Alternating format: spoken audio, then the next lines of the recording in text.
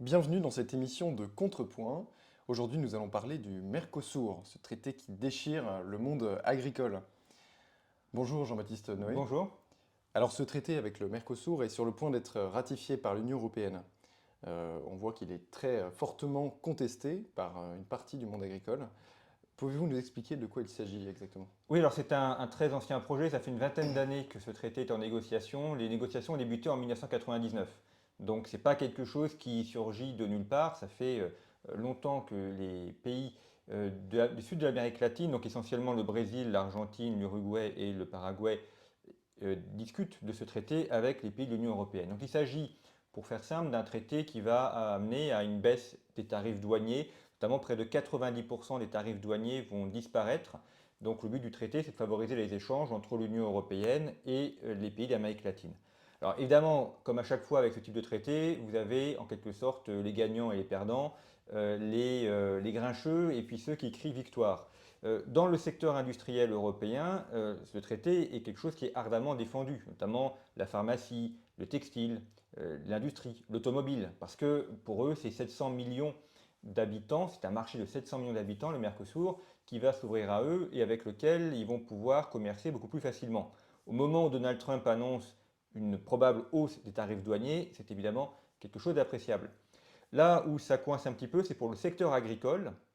Et là, il faut bien distinguer différents types de secteurs agricoles. Souvent en France, quand on parle de l'agriculture, on a une image très uniforme, quasiment monolithique. Ce n'est pas du tout le cas. Le secteur agricole français est extrêmement diversifié. Vous avez des secteurs dans l'agriculture qui vivent essentiellement de l'exportation, c'est notamment le cas du vin, des spiritueux, c'est le cas de certains produits agroalimentaires dans la viande, dans les fromages, notamment les fromages de qualité. Et puis vous avez des pays qui sont, par exemple, des produits qui sont un peu frileux aux échanges commerciaux parce que eux vont voir arriver notamment des produits fabriqués au Brésil. Le Brésil, c'est un peu la ferme du monde. Et ils se disent, eh bien, on ne supportera pas la concurrence et on va se faire balayer par le poulet brésilien, par la viande d'Argentine et par le maïs et le soja produits au Brésil. Et donc c'est cette partie-là du monde agricole qui est opposée au Mercosur, raison pour laquelle Michel Barnier a dit qu'il ne ratifierait pas le traité en l'état. Alors sur ces aliments que vous avez évoqués, il y a aussi la question de la qualité de la nourriture produite. Les opposants du monde agricole évoquent une concurrence déloyale parce que certains produits, notamment brésiliens, ne répondent pas aux normes européennes. Oui, alors ça c'est un vrai sujet, effectivement. On sait bien que pour qu'il y ait échange commercial, il faut qu'il y ait réciprocité. Et donc on ne peut pas imposer des normes aux agriculteurs français et importer des produits venant de l'étranger qui ne respecteraient pas ces normes. Ce serait évidemment quelque chose de déloyal. Alors, ceci dit, une fois qu'on a dit ça, il faut regarder un petit peu dans le détail. D'abord, considérer que ce que produisent les Sud-Américains est par nature des produits de mauvaise qualité, c'est faux. La viande d'Argentine est d'excellente qualité, elle est tout à fait délicieuse. Les vins produits en Argentine ou au Chili sont aussi de très bonne qualité. D'ailleurs, une grande partie viennent de cépages français, notamment le Malbec, du Oui. Cahors. Et vous avez aussi des vignerons français qui sont partis en Amérique latine pour leur aider à améliorer leur qualité du vin. Donc on a des produits de très bonne qualité aussi là-bas. Ce qui est vrai, c'est que notamment au Brésil, vous avez des fermes de poulets où là on fait usage d'hormones. Mais ça, ce sont des poulets qui sont essentiellement vendus dans les pays du Golfe arabo-persique. Le Brésil vend aussi essentiellement à la Chine, notamment pour le porc. Donc une très grosse partie du porc brésilien est vendu en Chine. Et puis, vous avez l'usage du génie génétique. Alors, en France, il y a une allergie aux OGM, sans vraiment savoir d'ailleurs ce qu'il y a derrière et comment ça fonctionne. En Amérique latine, ces produits issus du génie génétique sont utilisés.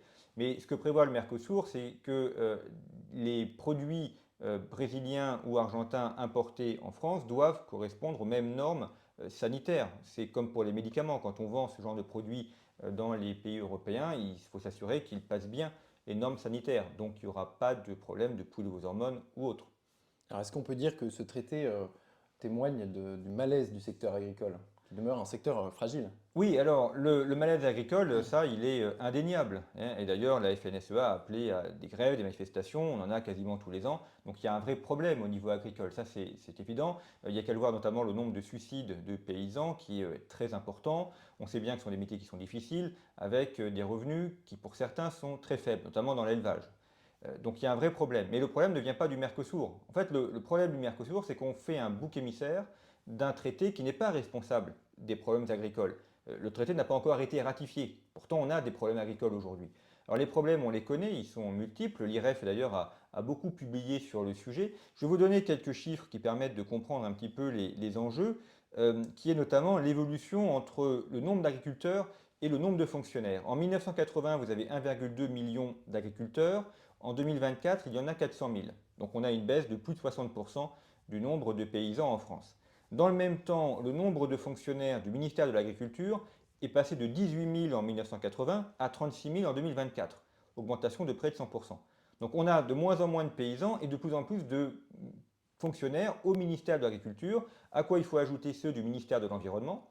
Et puis vous avez toutes les agences un peu annexes, para-fonctionnaires si on peut dire, agences de l'eau, les agences locales, agences des régions, agences des départements.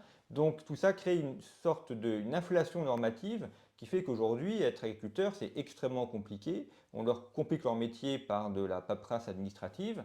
Et c'est ça qui aujourd'hui nuit au monde agricole. C'est ça le vrai problème. Ce n'est pas la question du Brésil ou de l'Argentine. C'est d'abord ça qu'il faut réformer avant de pouvoir ensuite voir la question du Mercosur. Alors si on revient au Mercosur, aujourd'hui on parle beaucoup de la question de souveraineté. Alors est-ce que ce traité ne risque pas de créer une dépendance alimentaire? Alors ça, c'est un vrai sujet aussi. On voit bien que quand on parle de l'alimentation, on parle quand même d'un sujet qui est fondamental parce que si on ne nourrit pas une population, la population ne peut pas vivre. C'est très basique de le dire, mais enfin, il faut quand même revenir dessus. C'est assez récent que la France soit autosuffisante en matière agricole. Ça date des années 1960. Jusqu'en 1960, la France doit importer de la nourriture pour nourrir sa population. On avait un vrai retard de l'agriculture française jusque dans les années 1960, notamment un retard technique. Vous avez beaucoup d'exploitations qui fonctionnent encore avec des chevaux. Alors le cheval, c'est sympathique, mais dans les années 50, ça fait bien longtemps qu'on a développé le moteur, qu'on a développé notamment les machines agricoles. Et donc depuis uniquement une cinquantaine d'années, la France est autosuffisante et peut nourrir sa population et exporter des produits. Donc c'est évidemment un sujet qui est fondamental et on peut tout à fait entendre l'argument qui est de dire si arrivent les céréales brésiliennes ou les poulets brésiliens, ça va disparaître en France, donc on sera dépendant du Brésil.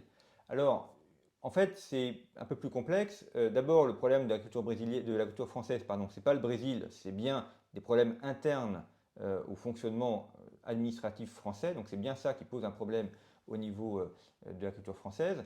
Et ensuite, en matière de souveraineté, ce qui compte, c'est pas le fait d'acheter à l'étranger, c'est le fait d'avoir plusieurs filières et de ne pas être dépendant d'une seule filière. En réalité, dans le monde agricole, on a besoin du reste du monde pour produire, parce qu'on se fournit en engrais, on se fournit en machines agricoles. Donc il ne s'agit pas uniquement d'avoir une exploitation qui fait de la viande. Il faut aussi avoir tout l'appareil qui permette de produire la viande, les machines qui assurent la traite des vaches par exemple, ou bien les machines de l'abattoir. Donc pour ça, on va dépendre du fer, on dépend de l'énergie. Donc on voit bien que c'est extrêmement complexe et qu'on a forcément accès à des marchés mondiaux. Donc ce qu'il faut, c'est en fait diversifier les sources d'approvisionnement pour que si jamais le Brésil nous fait défaut un jour, on ait d'autres sources d'approvisionnement. Comme on l'a vu avec le cas du gaz russe, le jour où on a coupé le gaz russe, comme on a d'autres sources d'approvisionnement, on n'a pas connu de pénurie de gaz en France. Donc c'est ça qui est très important, et c'est d'ailleurs l'intérêt des échanges commerciaux, c'est de renforcer la souveraineté en multipliant les zones d'achat de manière à ne pas être dépendante d'un seul pays. Merci Jean-Baptiste Noé d'avoir répondu Merci à vous. à nos questions. Merci à vous qui nous écoutez pour votre fidélité et à bientôt pour une nouvelle émission.